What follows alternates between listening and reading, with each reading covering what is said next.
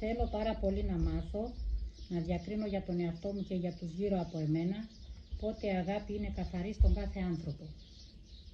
Αυτό.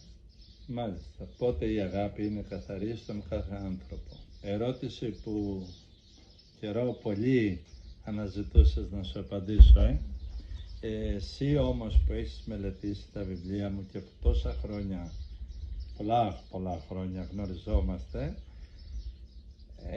όφιλες να γνωρίζεις το 80, το 90 και το 100% της απάντησης. Βέβαια, καθώς θα μιλάω θα καταλάβεις ότι την έχεις την απάντηση. Παρά τα αυτά θα μιλήσουμε ανοιχτά και για τους πολύ όριμους και για τους ανθρώπους που δεν έχουν καν ενδιαφέρον για αυτά. Γιατί? Όλοι οι άνθρωποι αγαπούν και το καύχημα όλων είναι ότι ενώ αγαπούν αυτοί τόσο καλά και τόσο ωραία και τόσο δυνατά και τόσο τέλος πάντων αγαπούν αυτοί, οι άλλοι δεν τους αγαπούν. Και ότι οι άλλοι αποτυχαίνουν στην αγάπη και η γνωστή λοιπόν φαγωμάρα που γεννάει όλες τις μορφές κατηγορίας.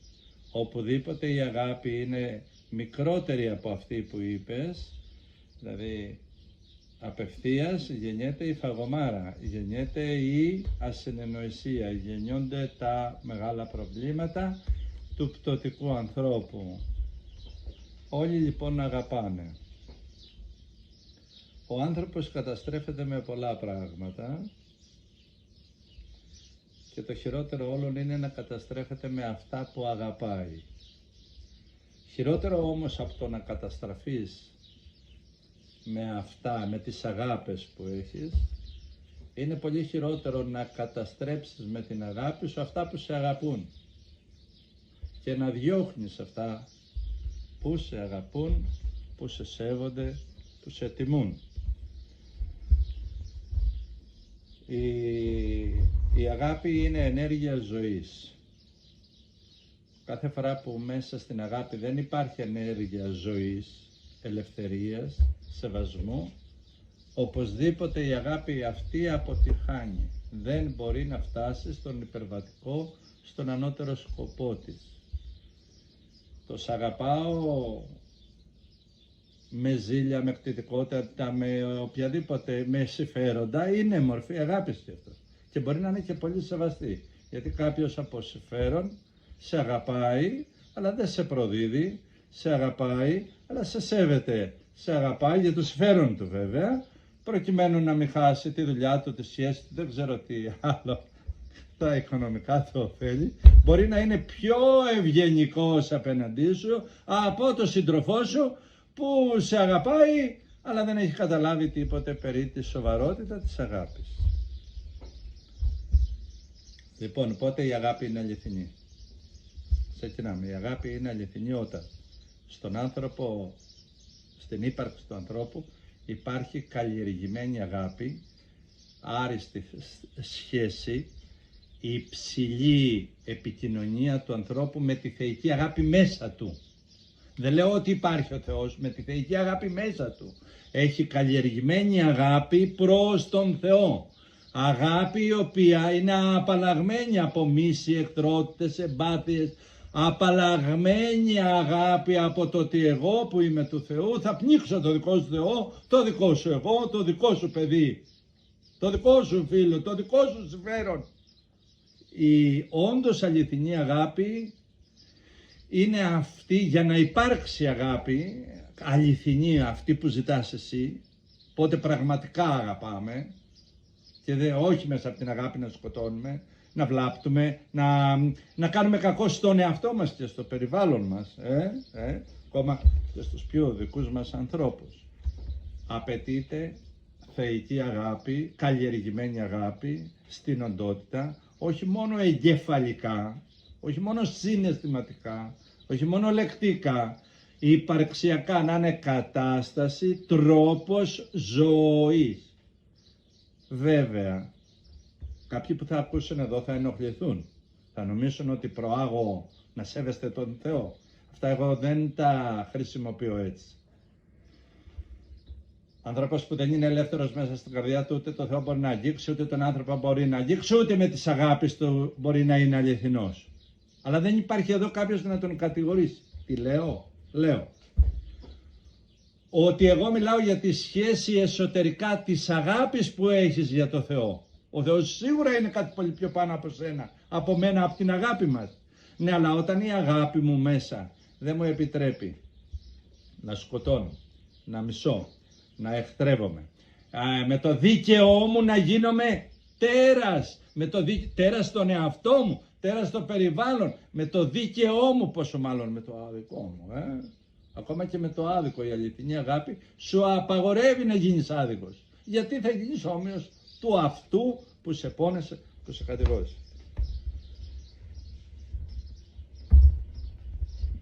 Ξεκάθαρα, άνθρωπος ο οποίος δεν έχει καλλιεργημένη αγάπη και απαλλαγμένη αγάπη από κάθε μορφή κακίας, εχθρότητας, μίσους, αντιπάθεια, ξεκάθαρα σας το λέω, δεν μπορεί να εκφράσει αληθινή αγάπη. Είναι τρομερό το πρόσωπο της αγάπης, γράφω, όταν στερείται την αλήθεια. Και ποια είναι η αλήθεια? Αυτή που σας λέω τώρα μόλις, ότι όταν η αγάπη σου αναμειγνύεται με κατώτερα στοιχεία, με κατώτερες ενέργειες, όχι μόνο θεολογικές, όχι μόνο αντιληπτικές, όχι μόνο εγωπαθητικές, όχι, με κάθε μορφή κακίας, εχθρότητας, μίσους, αντιπαλότητας. Τα καταλαβαίνετε αυτά? Είναι σοβαρά πράγματα και όποιος δεν τα καταλαβαίνει θα υποφέρει. Τώρα βέβαια και να τα καταλαβαίνεις θα υποφέρεις, αλλά υπάρχει κάτι, ξέρεις τι υπηρετείς? Ο Χριστός υπηρετούσε την όντως αγάπη, ήταν αγάπη. Κοίταξε, οι σοφοί σας υπηρετούν την όντως αγάπη. Είναι σοφοί. Γιατί? Είναι εκφραστές της ζωής. Και πόσο σοβαροί εκφραστές της ζωής είναι? Ακριβώς τόσο όσο καλλιεργημένη αγάπη έχουν μέσα τους σε ό,τι αφορά την σχέση τους με τον Θεό, την αγάπη που έχουν αυτοί προς τον Θεό. Διότι εσύ μπορείς να αγαπάς τον Χριστό και ο δικός σου Χριστός να είναι επικίνδυνος. Ο δικός μου ο Χριστός όμως είναι ακίνδυνος για εσένα και για εμένα. Είναι θυσιαζόμενος. Ο δικός σου μπορεί να θέλει να πάρει το δίκαιο με το ζόρι. Τέλος πάντων. Λοιπόν, για να γίνει κατανοητό, κανένας άνθρωπος δεν μπορεί να αγαπήσει αληθινά ούτε τον εαυτό του, ούτε τα παιδιά του, ούτε το σπίτι του, ούτε την πολιτεία του, ούτε τον ίδιο το Θεό του, εάν η σχέση μέσα αγάπης που έχει προς τον Θεό δεν είναι απαλλαγμένη από μίσες, εμπάθειες, εχθρότητες και όλα αυτά που δηλώνουν τον κατώτερο, τον πτωικό, τον βαρύ άνθρωπο. Τα καταλάβαμε αυτά? Το ίδιο όμως συμβαίνει και στον έρωτα, ενώ τη στιγμή ακόμα του έρωτα σαν ζευγάρι, του έρωτα σαν σχέση, του έρωτα σαν άνθρωπος με το περιβάλλον, με τους συνανθρώπους σου, με τη φιλία. Έρωτας δεν είναι ακριβώς αυτό που καταλαβαίνετε εσείς, τουλάχιστον στον τρόπο που εγώ χρησιμοποιώ, είναι η στάση ζωής απέναντι σε όλα όσα σε αγαπούν και αγαπάς. Άρα μιλάω καθαρά για στάση ζωής, η οποία όμως για να προσδώσει την αληθινή αγάπη, οφείλει να έχει και καθαρμένη αγάπη. Γι' αυτό η Αγία σας είναι αληθινή αγάπη, η Αγία μας. Γι' αυτό οι εκλεκτοί του Θεού είναι εκλεκτοί του Θεού, γιατί η αγάπη που έδωσαν, είτε εμείς τους σταυρώσαμε, είτε τους εμπέξαμε, είτε τους αδικήσαμε, είτε τους προσβάλαμε, ή καμιά φορά και αν τους τιμήσαμε, δεν πήραν τα μυαλά τους αέρα. Μέσα σε αυτή την υψηλή αγάπη, κορυφή των πάντων, όταν είναι καλλιεργημένη αγάπη, για να βγει αγνή, αληθινή αγάπη προς τον συνάνθρωπο, αυτό που με ρωτάς, είναι πάβει μέσα σου κάθε ανάγκη κυριαρχίας πάνω στον άνθρωπό σου. Ας είναι εραστής σου, ας είναι άντρας, ας είναι γυναίκα σου. Δεν εργάζεται ούτε φανερά, ούτε κρυφά, ούτε εσώψυχα, ούτε φανταστικά, ούτε με, ας μου επιτρέψετε, με πουστιές, με πονηράδες να έχεις από κάτω τον άλλον. Λιγότερο ελάζον. Δεν σημαίνει συμφωνεί στη βλακεία του. Μην παραξηγούμε. Σας λέω για την αληθινή αγάπη. Η αληθινή αγάπη δεν έχει μέσα της καμία ανάγκη να δεσπόζει, να σε κυριαρχεί, να σε οδηγεί, να σε καπακώνει, να σε... Δεν έχει. Μάλιστα και να τον παρακαλάς δεν το κάνει. Να το ξέρετε. Λοιπόν, αυτή είναι η βάση. Εάν δεν υπάρχει αγάπη προς τον Θεό καλλιεργημένη, κανένας άνθρωπος δεν μπορεί να αγαπήσει σωστά ούτε το σκυλάκι του, το παιδάκι του, τον εαυτό του, το φίλο του. Ας λένε, πολλοί φέρνουν αντίρρηση, όχι, λέει, μπορώ να αγαπάω. Τέλος πάντων, μπορώ να κάνω άπειρες συζητήσεις και να αποδείξω όλη τη ζωή των ανθρώπων άστοχη. Δείχτε μου, λέω, αυτοί τους ανθρώπους, τα όντα, τα πλάσματα, την ιστορία των λαών, τα προβλήματα των λαών, όλων των λαών, τα οποία δεν αντιμετωπίστηκαν σε καλλιεργημένη αγάπη προς τον Θεό, δηλαδή άνθρωποι που δεν είχαν Θεό, που δεν ενδιαφέρονταν για Θεό, που δεν σέβονταν τα ιερά σου. Γιατί καλλιεργημένη αγάπη προς τον Θεό μου επιβάλλει αγάπη μέσα μου να σέβομαι αυτά που αγαπάς, ανεξάρτητα αν εγώ συμφωνώ. Σε μπορεί να έχεις άλλο Θεό, να μην έχεις τον Ιησού τον εσταυρωμένο μου, να έχεις κάποιον άλλον. Εγώ όμως μπορώ να το σέβομαι. Εσύ που δεν έχεις εσταυρωμένο Θεό, θα μου φας τα πάντα. Να καταλαβαίνετε, δεν ενδιαφέρεται για κυριαρχία, για δεσποτισμό, για αρπαγή. Επειδή μιλάμε για την αληθινή αγάπη και είναι σπάνιες περιπτώσεις που μπορώ να καταθέσω τόσο βαριά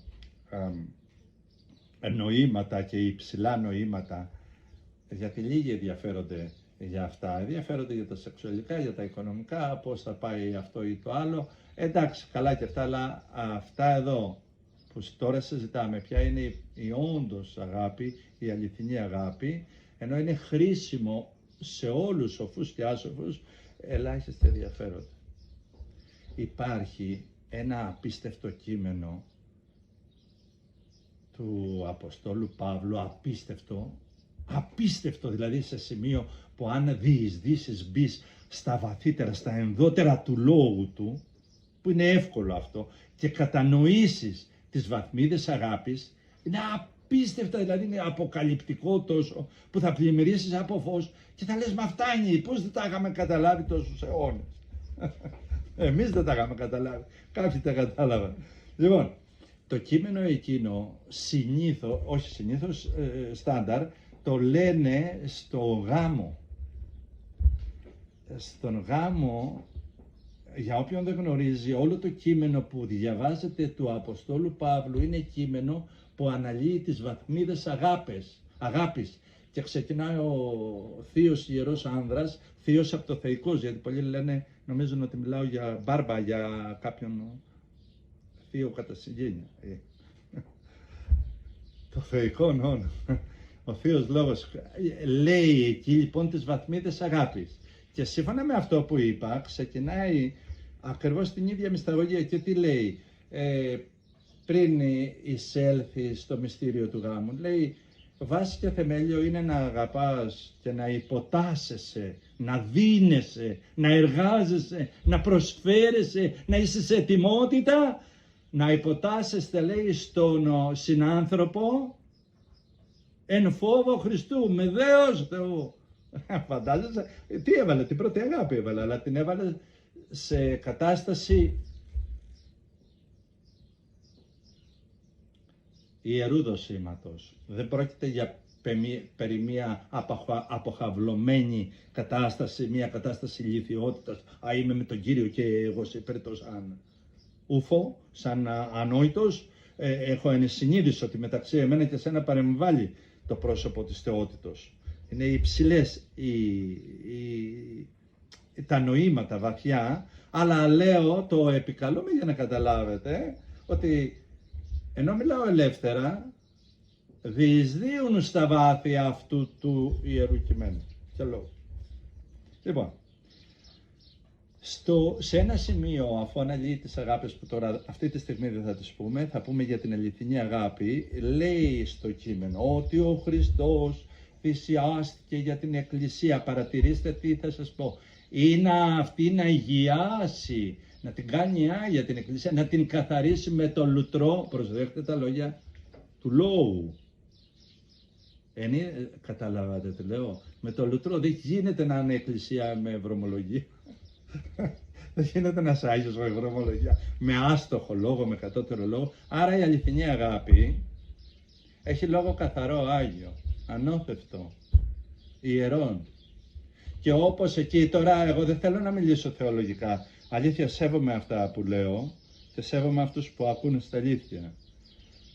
Ο σκοπός μου είναι να μιλήσω σύμφωνα με την ερώτησή σου. Και η ερώτησή σου απαιτεί ποια είναι η αληθινή αγάπη. Είναι εκείνη που ο λόγος είναι καθαρός και ανώθευτος. Είναι λόγος ο οποίος μέσα σου, στον κάθε σου, σαν δάσκαλο στα παιδιά, σαν άντρα στη γυναίκα, σαν γυναίκα στον εραστή, σαν εραστή στη γυναίκα, σαν παιδί στον πατέρα, σαν πολιτικό στο λαό, σαν λαό στον πολιτικό, σαν σοφό, σαν όλα. Η καθαρή αγάπη εργάζεται λόγο, ο οποίος παίρνει αγιοπνευματική καθαρότητα. Δεν εργάζεται πουθενά τίποτε το ύποπτο. Δηλαδή ο λόγος δεν είναι ύποπτος, δεν είναι κρυφός. Ο λόγος που μαθαίνεις τα παιδιά σου δεν τα προσδένεις σαν παιδεία, δεν τα προσδένεις στο να είναι βιομηχανικά εμπορεύματα τα παιδιά, οι άνθρωποι. Η παιδεία σου υπηρετεί τον άνθρωπο, γεννάει ανθρώπους αγιοπνευματικά όντα, φωτισμένα μυαλά, καταστάσεις απίστευτες και υπέροχες. Δεν γίνεται η νομοθεσία, σου πιάνω ζητήματα του δικαίου τώρα, έτσι. Δεν γίνεται ο λόγος της να είναι και ναι και όχι και μάλλον και ίσως και όλο αυτό να τιμωρούμε το ελαφρύ παράπτωμα και το μηδενικό παράπτωμα και να αφήνουμε έξω τα τραγικά εγκλήματα. Πιστεύω ότι καταλάβατε τι λέω. Σε αυτό εκεί το κείμενο του ιερού αυτού άνδρα υπάρχει κάτι που θέλω να μπείτε από μέσα. Λέει την αληθινή αγάπη. Η αληθινή αγάπη, λέει, είναι εκείνη η οποία δεν κάθεται έξω από την καθαρότητα. Γιατί λέει εκεί ο Χριστός τι έκανε. Θέλησε να την πλύνει την Εκκλησία και να τη δώσει καθαρή, άμωμος, όλο αγνότητα. Που σημαίνει η αγάπη? Δεν είναι εκείνα που λέω ναι παιδάκι μου κάνε ό,τι θες ή ναι πολιτικέ μου. Δηλαδή ενώ δεν κάνω πόλεμο, δεν τάσσομαι στις κατώτερες μορφές λόγου, δεν υπακούω. Εάν σε αγαπάω θα υπηρετήσω την καθαρότητά σου. Και τι θα κρατήσω? Την δική μου. Ποια είναι αυτή η καθαρότητα? Έξω από μίση, από εχθρότητες, από εμπάθειες, από υπονόμευση του ανθρώπου. Δεν μπορεί το δικό μου συμφέρον να είναι τόσο καλό και το δικό σου να είναι λιγότερο. Δεν γίνεται ο δικός μου κόπος να είναι υπερβολικός και μεγάλος και ο δικός σου μηδενικός. Βεβαίως ξέρω ότι ζούμε σε όντα ανισότητας, σε κόσμο που το μεγαλύτερο αγαθό παγκοσμίως εδώ που μπορεί είναι η ισότητα. Αλλά η ισότητα δεν θα μπορέσει ποτέ κανένας να αποδώσει αν δεν είναι ποιοτικό όν. Η ισότητα δεν είναι μια κατάσταση νομοθεσίας να είμαι εγώ που είμαι γιατρός, ίσως ή μάλλον κάποιος που είναι γιατρός να είναι ίσως με εμένα που είμαι απλά ένας εργάτης. Όχι σαν κάτι υποδίεστερο, αλλά κατάλαβε δεν γίνεται ο ανώτερος νους να υπακούει εμένα που δεν ξέρω τι μου γίνεται. Θα υπάρχει ανισότητα. Αλλά τι βλέπουμε? Η ισότητα που είναι καθαρή αγάπη μπορεί να δώσει μόνο ένας Άγιος άνθρωπος, ένας καθαρός άνθρωπος. Πόση ισότητα μπορώ να σας αποδώσω εγώ σε εσάς όλους? Πόση όση καθαρότητα έχω? Δεν γίνεται αλλιώς. Γιατί αν εγώ είμαι καθηκάκι, είμαι εσωτερικά σκοτεινός, έστω κι αν εξωτερικά βαίνουμε έτσι, μαζί με το ένα θα τρώσει και το άλλο ή τέλος πάντων κάποια στιγμή θα βγει, θα υποφέρουμε και οι δύο. Η ανισότητα όμως που υπάρχει στους ανθρώπους, που υπάρχει στα κράτη, που υπάρχει στην παιδεία, που υπάρχει στην φιλοσοφία, που υπάρχει στις κουλτούρες των ανθρώπων, στις θρησκείες, δεν βλάπτει. Τον όριμο που υπηρετεί καθαρή αγάπη δεν τον βλάπτει ποτέ. Δηλαδή δεν έβλαψε πουθενά η ανισότητα το Σοκράτη, τον Πλάτωνα, τους ισχυρούς άντρες. Τον Ιησού δεν τον έβλαψε η αδικία του κόσμου, τους υπέροχους αυτούς Αγίους. Εδώ έχουμε εμείς Άγιο, ο οποίος είπε ότι αγάπησα και την αδικία, με έκανε ο Θεός, μου έκανε τέτοια εκπαίδευση, λέει, το θεϊκό πνεύμα, που με έφτασε να αγαπώ την αδικία, όχι να είμαι βλαμμένος που θέλω να με αδικήσουν. Αλλά να νιώσω το συμπάθεια, την κατάντια εσένα που με αδικείς. Δηλαδή να μην το χωράει το μυαλό μου, τι κάνεις εκεί τώρα. Κατάλαβες. Αυτή είναι η αγνή αγάπη που αποδίδει αληθινή ισότητα. Δεν μπορείς να αποδώσεις ισότητα, δηλαδή αγαθών της καθαρής αγάπης, εάν προηγουμένως εσύ δεν έχεις πνευματική ποιότητα, ύπαρξη αγνή. Για να έχεις αγνή, θες θα έχει αγάπη. Καλλιεργημένη. Ο Θεός μπορεί να μην είναι εκεί, να αποσιάζει για τους δικούς του λόγους. Ναι, αλλά εσύ, σε σένα υπαρξιακά αντανακλάει η καλή σου καλλιέργεια, η αγάπη που έχεις. Το παιδί σου δεν είναι εδώ, αλλά εσύ το αγαπάς, εγώ τη βλέπω. Άνθρωπε μου, τα λεφτά σου δεν είναι εδώ μπροστά μου, τα ταμεία σου, ναι, αλλά εγώ βλέπω την άβρα που έχει η ελευθερία σου από το χρήμα σου. Τη βλέπω. Και από τη βλακεία φαίνεται. Από όλα φαίνεται, τέλος πάντων. Συζητάμε τώρα. Ακόμα πιο διεισδυτικά θέλω να πω και να καταλάβετε ότι η καθαρή αγάπη έχει να κάνει με την πνευματική δική μας κατάσταση, πόσο έρωτα έχουμε για το πνεύμα μας, για την ψυχή μας. Άμα άρχει και κυριαρχεί η αγάπη μου για το εγώ μου, τώρα τι αγάπη να σου δώσω για σένα, αμήν σου μπες σε κανένα φρούριο, να μήπως γλιτώσεις κανένα πρόβλημα από μένα. Αν η δική μου αγάπη είναι γεμάτη κτητικότητα, άγχος, στρες και αυτά, μην πανάς εσύ έντιμη και τίμια και καλή σύντροφος, θα σε σκάσω, μα θα σε σκάσω, δεν υπάρχει περίπτωση. Έχετε ζήσει με ζηλιαρή άνθρωπο, να καταλάβετε. Λοιπόν, έχετε ζήσει με προβληματικό άνθρωπο, μα όλοι προβληματικοί είμαστε, εντάξει, αλλά παρατηρήστε κάτι. Υπάρχουν κάποια πλάσματα κοντά σας, γύρω σας, μέσα σας, που σας αγαπούν καθαρά. Όχι σε όλες τις βαθμίδες αγάπης. Θα πρέπει δηλαδή να μάθετε να διακρίνετε ότι ο Παναγόπλος είναι όριμος στην πνευματική αγάπη. Αλλά δεν μπορεί να πάει να σου κάνει χειρουργείο όταν δεν ξέρει χειρουργική. Στοιχειοδός. Θα πρέπει να πάει σε έναν γιατρό επί χρόνια και αν αποδειχτεί καλός, Καταλαβαίνετε, θα πρέπει εσείς να διακρίνετε ποια αγάπη, σε ποια αγάπη είστε πιο όριμοι, πιο καλοί και να θέλετε να την εργαστείτε αυτή. Εάν ο άνθρωπος δεν καλλιεργεί την πνευματική αγάπη, ποια είναι η πνευματική αγάπη που έχει αλήθεια μέσα της? Είναι τρομακτικό το πρόσωπο της αγάπης όταν στερείται την αλήθεια, έγραφα πριν πολλά χρόνια παιδί. Αλλά και η αλήθεια όταν στερείται την αγάπη είναι τρομακτικό πρόσωπο. Είναι ο συνδυασμός. Αυτό που αγαπάω εγώ, σου δίνω δικαίωμα να το έχεις εσύ, να το αγαπάς. Θέλω να καταλάβετε ότι δεν μπορεί εσύ, άνθρωπέ μου, να είναι σημαντικό για εσένα η ελευθερία σου, αλλά να πνίγεις τον άλλον. Δεν μπορεί εσύ να ζητάς σεβασμό και να έχεις ανάγκη με τα ψυχολογικά σου, με τις καταθλιψάρες σου, με τα νευρασθενικά σου, με τις φοβίες σου. Σεβαστά είναι αυτά, αλλά δεν καταλαβαίνεις κάτι. Δεν μπορεί να έχεις ανάγκη φάρμακο και όταν έρθω εγώ να ξυνίζεις τα μούτρα, μπορεί να μου πεις όχι δεν θέλω. Ευχαριστώ, δεν θα πάρω από σένα, προτιμώ αυτή την αγάπη. Δεν γίνεται εσύ να είσαι κοριτσάκι που διψάς να σε θέλουν όλοι οι άντρες του πλανήτη και ξαφνικά να δαιμονίζεσαι γιατί ο γείτονας, μικρός ή μεγάλος, σπουδαίος ή όχι, πλούσιος ή όχι, λέει μου την έπεσε. Σου την έπεσε ή σου ζήτησε σχέση? Τι σου έκανε? Κατάλαβες τι? Κατάλαβες? Εκεί που θέλει αυτό είναι τίμιο. Αχ, μου την έπεσε ο τάδε ή με θέλησε ο τάδε. Δεν λέει μου την έπεσε.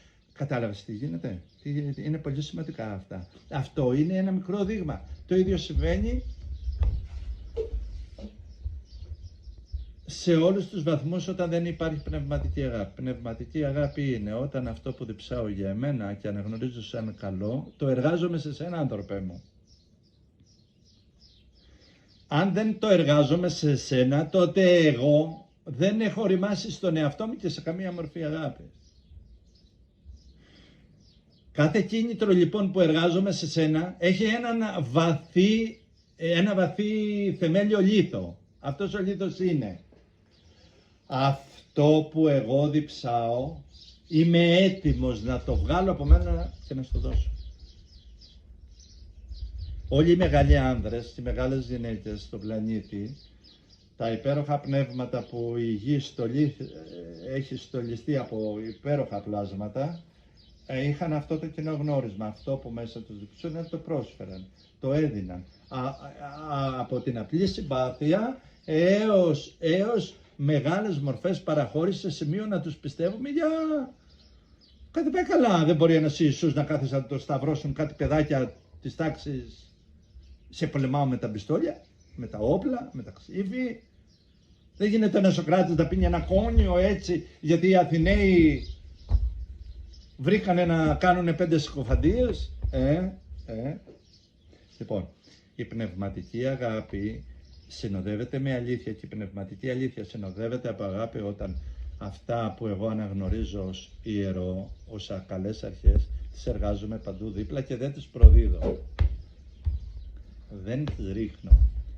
Βεβαίως, μπορεί κάποιος εδώ να έρθει με ένα πιστόλι και να μου το βάλει στο κρόταφο, όπως είχα πει σε έναν αγαπημένο φίλο Νικόλο, όπως με τον COVID τότε, και να μου βάλει το πιστόλι και να μου πει αναθεμάτισε όσα αγαπάει ο φίλος. Τι μάνα τα παιδιά τους, αναθεμάτισε αλλιώς το σκότωσε. Τι είχα πει λοιπόν εκεί στη συζήτηση, η πνευματική αγάπη αυτό δεν το κάνει ποτέ. Δεν πρόκειται να αναθεματίσει, δεν δέχεται απειλή, αυτό σας λέω. Μπορεί να πεθάνει, να τη σκοτώσει, δεν δέχεται απειλή τη στιγμή που εμένα με απειλεί οτιδήποτε, φόβος, άγχος, αυτό με απειλεί άνθρωπο, σύστημα, κατάσταση, με απειλεί, αυτόματα είμαι ξένος εγώ για εκείνο και εκείνο για μένα. Κατάλαβε το, άνθρωπος ο οποίος κύπτει στις απειλές, θα έρθουμε στη συζήτηση που μου είχε πει ο αγαπημένος με εκείνος φίλος Νικόλαος. Τι είχε πει? Ναι, τώρα αφού είναι έτσι η κατάσταση, επί COVID μιλάμε, δεν μπορούμε να κάνουμε αλλιώς. Όχι, εγώ λέω κάνω αλλιώς. Που είμαι πολύ λίγος. Δεν κάνω το μεγάλο, είμαι πολύ λίγος. Αν μου πούνε βρίσκε τον Νικόλαο και αυτά που αγαπάει, δεν θα το βρίσω. Τι συμβαίνει όμως? Εσύ που θα το βρίσεις κάτω από την απειλή, θα έρθεις σε μένα που με έβρισες, τα παιδιά μου, εμένα, τις αγάπες μου, το Θεό μου, την αληθειά μου. Και τι θα μου πεις? Μα δεν είδες ότι ο άλλος με απειλούσε με πιστόλι και τώρα εγώ έχω 2 πράγματα να σηκώσω.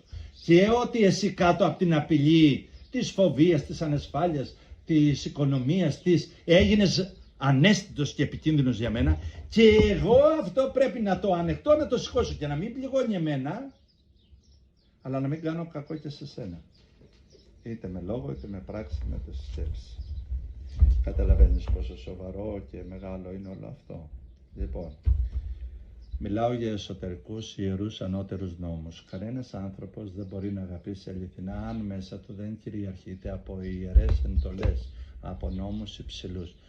Όχι απλούς νόμους που είναι για παιδαγωγία, δηλαδή ου κλέψεις τον καλό εαυτό, ου μοιχεύσεις και ζήσεις αντί να είσαι ιερών, είσαι πτωτικό και τραγικό και εγωπαθητικό. Όχι αυτοί οι απλοί νόμοι του Μωυσέως που ξέρετε ή του κόσμου που σας είπα να μην χτυπάς το αδελφάκι του άλλου ή το παιδάκι. Αυτά είναι απλά πράγματα. Και λέει όλες αυτές αλλά βαθύτερες εντολές, όπως λέει ο Χριστός αυτό, ούτε μέσα σου να υπάρχει, γιατί αν υπάρχει μέσα σου έχουμε πρόβλημα. Καλά έκανες και δεν βγήκε έξω. Το θηρίο, το κακό, η αγάπη ψεύτικη, η αγάπη, αν θες, που στερείται την ισότητα. Καλά έκανες και δεν βγήκε έξω, αλλά πρέπει να γιατρέψεις και μέσα. Μιλάω για κάθαρση. Αγάπη αληθινή είναι εκείνος που έχει ήδη οριμάσει μέσα στην κάθαρση, ήδη υπηρετεί μέσα από την κάθαρση, δηλαδή έχει δεχτεί φώτιση μέσα του, υψηλές αρχές και νόμους ανώτερους. Τότε καταργούνται όλοι οι νόμοι των ανθρώπων. Δεν χρειάζομαι κανένα νόμο να μου πει ου μοιχεύσεις, ου σκοτεύεις, ου κάνεις, ου ράνεις και όλα αυτά. Δεν χρειάζεται το κράτος να μου πει μην αρπάζεις το άλλο. Δεν χρειάζεται. Κατάλαβες? Εκεί εκφράζεται η αληθινή αγάπη. Και όταν δεν υπάρχουν αξίες, ιερές αξίες στην ανθρώπινη υπόστασή σας, τότε ακούστε τι θα πάθετε. Θα έχετε ανάγκη πολλούς ψυχιάτρους που θα μάθετε όλη την παιδαγωγία την ανθρώπινη, θα μάθετε όλη την πτωτική φασαρία, Θα μάθετε όλοι, όλων των ειδών της ψυχολογίας. Δεν έχετε μία ψυχολογική σχολή, έχετε πάμπολες. Θα μάθετε τις θρησκείες, θα τρέχετε από εδώ, θα τρέχετε από εκεί, αλλά ξεχάσατε να γίνετε σαν το Χριστό, χωριστά όντα. Αληθινή αγάπη αποδίδει μόνο εκείνος που είναι καθαρός στην καρδία. Και η στάση της ζωής του είναι απέναντι στην αγάπη του προς τον Θεό, στην αγάπη του προς το περιβάλλον του, και μέσα από αυτές τις δύο αγάπες κρατάει ιερές τις αγάπες της καρδιάς του. Κατάλαβες αυτά που είπα? Εντάξει, ωραία, ευχαριστώ πάρα πολύ. Ευχαριστώ.